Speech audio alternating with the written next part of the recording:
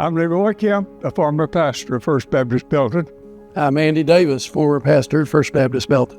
I'm Logan Reynolds, the current pastor of First Baptist Belton. I became pastor in 1967, but actually my first contact with First Baptist Belton was 1953. In 1953, I was released from service in the Air Force at the winding down of the Korean War. My family had moved from Temple to Belton, so I came down one Sunday and worshiped at the First Baptist Church. And the service started out with the singing of a hymn, "This is my Father's world." And God got a hold of me there in the First Baptist Church of Belton.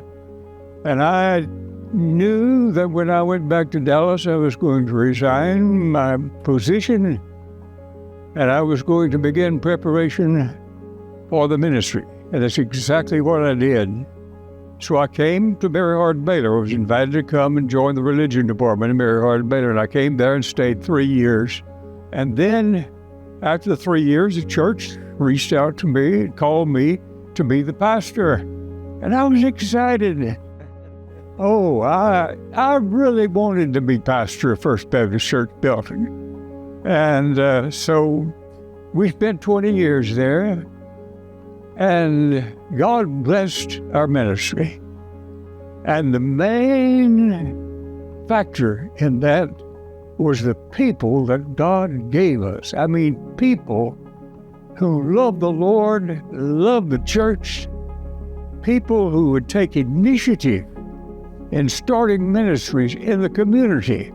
I've always said that the lay leadership of the First Baptist Church of Belton during my tenure there, other than the Lord himself, deserved credit for that ministry. And I'll just say, and I've said this to people and I've said this to others, that Andy Davis, looking back over the history that I was a part of, Andy Davis was as good a pastor, preacher, leader as anyone that church has ever had or known. And he was always so gracious to me, and I was his cheerleader all the way through that. Thank you. You're a wonderful friend. It's for kind words. That means a lot to me. Well, I would have never dreamed that I'd be the pastor of First Baptist Belton. But it has been an incredible journey. 32 years as pastor, following an incredible pastor in Dr. Kemp. And like you said, it's really the people. When people say, what are your memories? It always goes back to people, baptisms, births, weddings,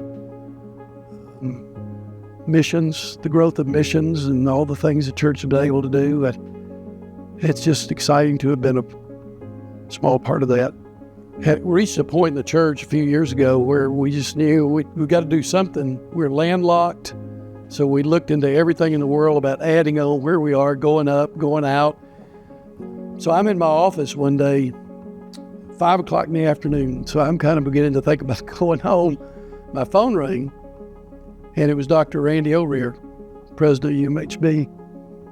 And he said, would you come pick me up? And so we go down MLK, present 10th Street, MLK, and finally we reach a place just before the loop where he said, turn in here. So I turned in.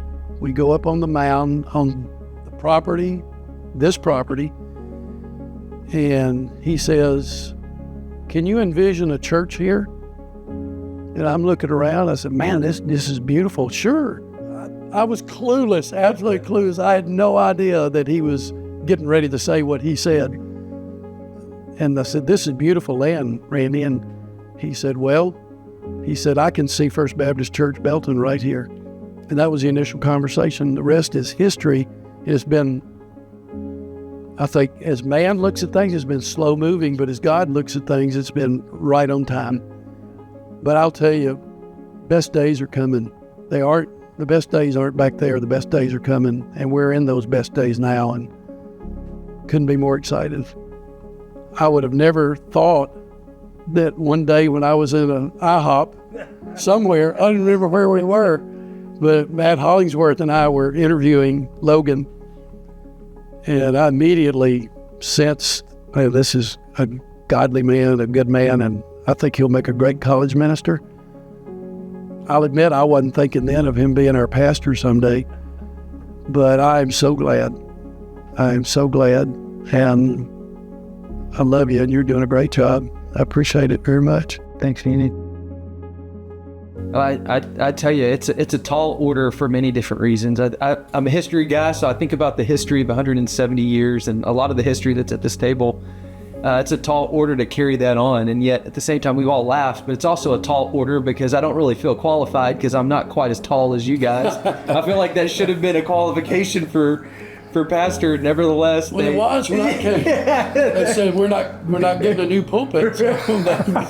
I love that. And then here I am. I got rid of the pulpit altogether, and they thought, "Oh my gosh, what have we done at this point?" And but like you said, I think it goes back to the people. What makes our church incredible is the people. I'm thankful that I get to carry on the stewardship that God's given me, that you guys started in many different ways. I think about, Paul. He says, I planted, Apollos watered, but God gave the growth. And I think today we're in the growth because of what you guys have done and your faithfulness and the way the Lord has carried us on. I mean, good grief. Can y'all imagine? I never thought at IHOP that I would be in the seat that I'm in today, nor would I have ever thought that, we would be in this conversation and today breaking ground on a new building. Andy, I remember early on when the Lord moved me into this chair position. I came to you, we had a conversation, and you said, "Logan, are you going to be able to lead this to the hilltop?" And I remember thinking, I don't know, but I sure hope the Lord will. and that's why we're here today. I mean, that today is a day to get to celebrate what God has done through the faithfulness of God's people that we call First Baptist Belton. I'm so excited today to get to do what we're getting to do. I mean, so much time, 6 years, we've been talking about this, and here we are. Yep. We're doing it.